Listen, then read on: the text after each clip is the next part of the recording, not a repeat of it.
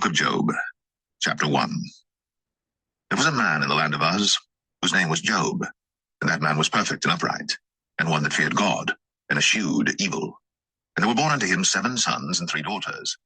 His substance also was 7,000 sheep, and 3,000 camels, and 500 yoke of oxen, and 500 she-asses, and a very great household, so that this man was the greatest of all the men of the east.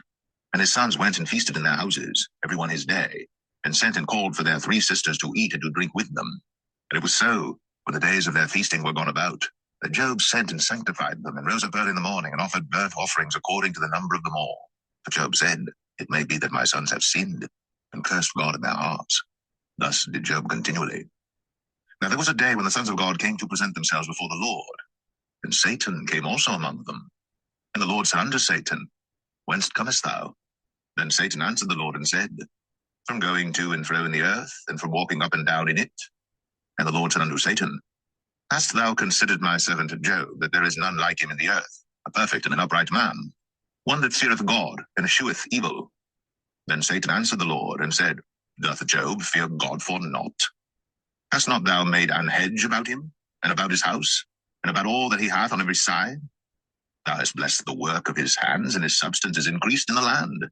But put forth thine hand now, and touch all that he hath, and he will curse thee to thy face. And the Lord said unto Satan, Behold, all that he hath is in thy power. Only upon himself put not forth thine hand. So Satan went forth from the presence of the Lord. And there was a day when his sons and his daughters were eating and drinking wine in their eldest brother's house. And there came a messenger unto Job, and said, The oxen were plowing, and the asses feeding beside them. And the Sabaeans fell upon them, and took them away. Yea, they have slain the servants with the edge of the sword. And I only am escaped alone to tell thee. While he was yet speaking, there came also another, and said, The fire of God is fallen from heaven, and hath burned up the sheep and the servants, and consumed them. And I only am escaped alone to tell thee. While he was yet speaking, there came also another, and said, The Chaldeans made out 3 bands, and fell upon the camels, and have carried them away, yea, and slain the servants with the edge of the sword. And I only have escaped alone to tell thee. While he was yet speaking, there came also another, and said, Thy sons and thy daughters were eating and drinking wine in their eldest brother's house.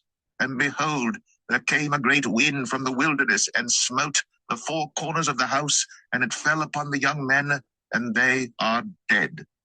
And I only am escaped alone to tell thee. Then Job arose, then rent his mantle, and shaved his head, and fell down upon the ground, and worshipped, and said, Naked came I out of my mother's womb, and naked shall I return thither. The Lord gave, and the Lord hath taken away. Blessed be the name of the Lord. In all this, Job sinned not, nor charged God foolishly.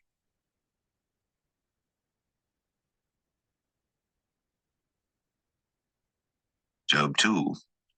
Again there was a day when the sons of God came to present themselves before the Lord. And Satan came also among them to present himself before the Lord. And the Lord said unto Satan, From whence comest thou? And Satan answered the Lord, and said, From going to and fro in the earth, and from walking up and down in it. And the Lord said unto Satan, Hast thou considered my servant Job, that there is none like him in the earth, a perfect and an upright man, one that feareth God and escheweth evil? And still he holdeth fast his integrity, although thou movest me against him to destroy him without cause. And Satan answered the Lord, and said, Skin for skin, yea, all that a man hath will he give for his life. But put forth thy hand now, and touch his bone and his flesh, and he will curse thee to thy face. And the Lord said unto Satan, Behold, he is in thine hand, but save his life. So went Satan forth from the presence of the Lord, and smote Job with sore boils, from the sole of his foot unto his crown. And he took him a potsherd to scrape himself withal, and he sat down among the ashes. Then said his wife unto him, Dost thou still retain thine integrity? Curse God and die. But he said unto her, Thou speakest as one of the foolish women speaketh. What, shall we receive good at the hand of God? And shall we not receive evil? In all this did not Job sin with his lips. Now when Job's 3 friends heard of all this evil that was come upon him, they came every one from his own place, Eliphaz the Temanite, and Bildad the Shuhite, and Zophar the Naamathite, They had made an appointment together to come to mourn with him and to comfort him. And when they lifted up their eyes afar off and knew him not, they lifted up their voice and wept. And they rent every one his mantle, and sprinkled dust upon their heads toward heaven. So they sat down with him upon the ground 7 days and 7 nights, and none spake a word unto him, for they saw that his grief was very great.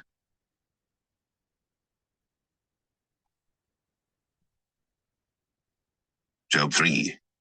After this, opened Job his mouth, and cursed his day. And Job spake and said, Let the day perish wherein I was born, and the night in which it was said, There is a man-child conceived. Let that day be darkness. Let not God regard it from above, neither let the light shine upon it. Let darkness and the shadow of death stain it. Let a cloud dwell upon it. Let the blackness of the day terrify it. As for that night, let darkness seize upon it. Let it not be joined unto the days of the year. Let it not come into the number of the months. Lo, let that night be solitary. Let no joyful voice come therein. Let them curse it that curse the day, who are ready to raise up their mourning. Let the stars of the twilight thereof be dark. Let it look for light, but have none. Neither let it see the dawning of the day. Because it shut not up the doors of my mother's womb, nor hid sorrow from mine eyes. Why died I not from the womb? Why did I not give up the ghost when I came out of the belly? Why did the knees prevent me? Or why the breast that I should suck? For now should I have lain still and been quiet. I should have slept. Then had I been at rest. With kings and counselors of the earth, which built desolate places for themselves, or with princes that had gold, who filled their houses with silver, or as an hidden untimely birth I had not been, as infants which never saw light. There the wicked cease from troubling, and there the weary be at rest. There the prisoners rest together, they hear not the voice of the oppressor. The small and great are there, and the servant is free from his master. Wherefore is light given to him that is in misery, and life unto the bitter in soul, which long for death, but it cometh not, and dig for it more than for hid treasures, which rejoice exceedingly, and are glad, when they can find the grave. Why is light given to a man whose way is hid, and whom God hath hedged in? For my sighing cometh before I eat, and my roarings are poured out like the waters. For the thing which I greatly feared is come upon me, and that which I was afraid of is come unto me. I was not in safety, neither had I rest, neither was I quiet, yet trouble came.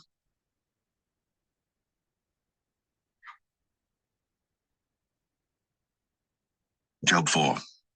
And Eliphaz the Temanite answered and said, If we essay to commune with thee, wilt thou be grieved? But who can withhold himself from speaking? Behold, thou hast instructed many, and thou hast strengthened the weak hands. Thy words have upholden him that was falling, and thou hast strengthened the feeble knees. But now it is come upon thee, and thou faintest. It toucheth thee, and thou art troubled. Is not this thy fear, thy confidence, thy hope, and the uprightness of thy ways? Remember, I pray thee, who ever perished being innocent? Or where were the righteous cut off? Even as I have seen, they that plow iniquity and sow wickedness reap the same. By the blast of God they perish, and by the breath of his nostrils are they consumed. The roaring of the lion, and the voice of the fierce lion, and the teeth of the young lions are broken. The old lion perisheth for lack of prey, and the stout lion's whelps are scattered abroad.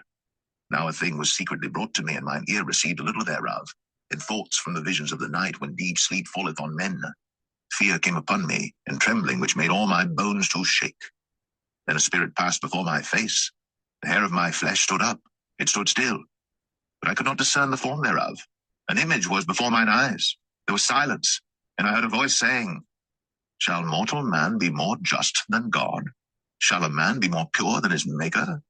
Behold, he put no trust in his servants, and his angels he charged with folly. How much less in them that dwell in houses of clay, whose foundation is in the dust, which are crushed before the moth. They are destroyed from morning to evening. They perish forever, without any regarding it. Doth not their excellency which is in them go away? They die, even without wisdom.